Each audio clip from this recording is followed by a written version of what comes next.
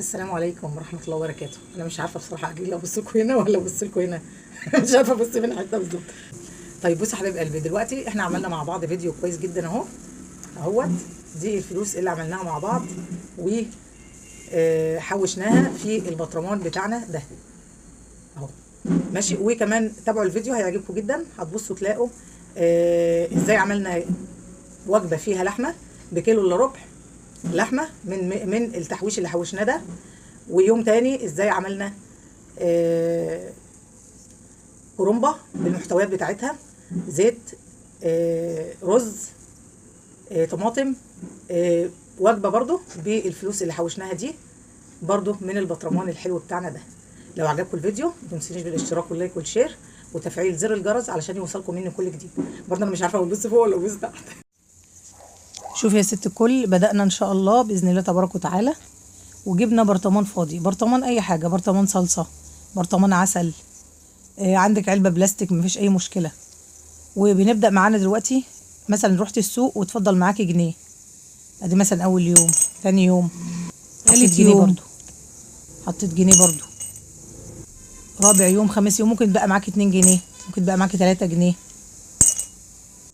وصلت هنا يا ست الكل اهوت لحد 7 يوم، وادي يوم مثلا معايا جنيه، وهكذا كل يوم هيتبقى معايا فلوس فضة احطها في قلب البرطمان بتاعي، واصبر عليهم شوية لحد ما ربنا يكرمني ويتملأ البرطمان. ممكن يا ست الكل البرطمان يتملأ معايا مثلا في شهر، شهرين، حسب الفضة والفكة اللي انا بحطها. طبعا انا كنت بقول لحضراتكم ان انا بحب الفلوس اللي بتلمع جدا جدا جدا.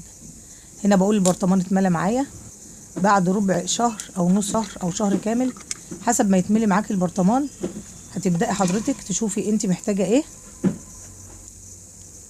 طبعا حضرتك يا ست الكل هتركني البرطمان اهوت زي ما انت شايفة على جنب من المطبخ، وتبدأي تجيبيه وتفتحيه اهوت زي ما انت شايفة كده، بسم الله ما شاء الله تبارك الرحمن، وتفرحي بشطارتك وتوفيرك، وان انت واخدة بالك من بيتك.